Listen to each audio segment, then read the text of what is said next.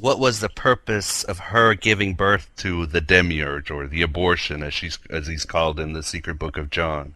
Well, the story is the Gnostic myth can kind of be summarized in the fact that we start with the infinite. We start with the void of the pleroma, and the pleroma, after a while, gets a sense of itself, and then has it's a self and non-self. We also see this within Kabbalah, the progression.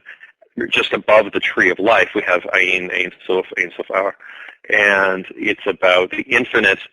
As soon as the infinite has a sense of self, it has a sense of non-self. We have two things. Of the two things, if you leave a masculine and a feminine polarity alone in the dark for an infinite amount of time, babies emerge. And the baby that emerges out of that is Sophia. And to humanize the story, Sophia is jealous, essentially, of her parents' ability to create her.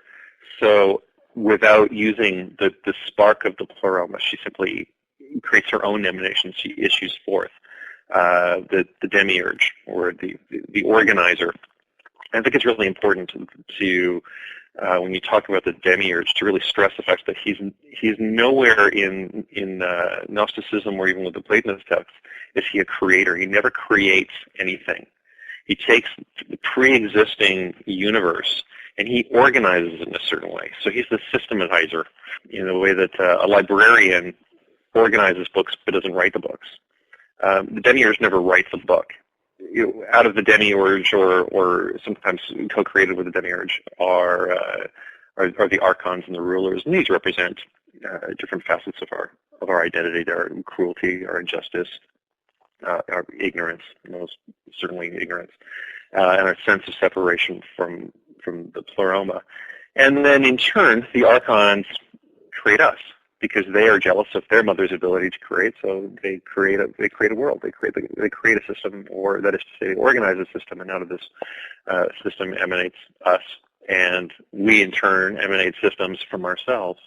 So the whole thing becomes this kind of artifact shockwave, where each thing that becomes aware of itself creates a system to learn about itself, and each of those systems then spawn further artifacts that then spawn further systems, and so on. So there's Sophia, who is essentially our grandmother, realizing now that the archons have created this whole race of beings for not so much their amusement, but to aggrandize themselves, just as she created them. So she feels really bad about this, and in the story she steals, like Prometheus, a spark of the divine fire from the pleroma, and she secrets herself down through the seven heavens, through the climax heptapulos, which is very similar to the descent of Inanna and the dance of the seven veils, etc.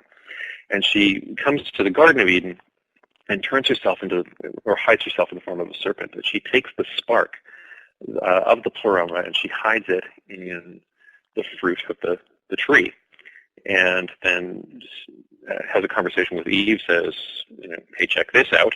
That process liberates her daughter, liberates Eve, and Eve becomes the first Gnostic saint. Eve then in turn, not out of anything else but compassion for the suffering and compassion for the ignorance of Adam, that she offers this to her husband.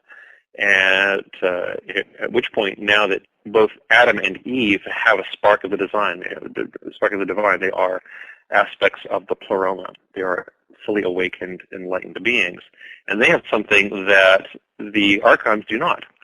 So they've been liberated from this archonic authority. And then the demiurge reveals himself in the garden, and he says, hey, kids, get away from that tree, just like the Jello commercial of the 70s. And he says, I'm the only God. There's no God before me.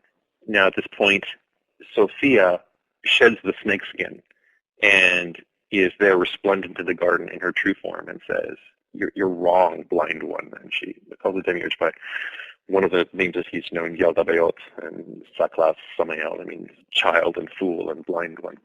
And now the Adam and Eve, who are us, essentially, are now free to leave the garden and to live their lives on their feet. Even though it's a wilderness and it is an exile in its own right, at least it's an exile of choice and of awareness.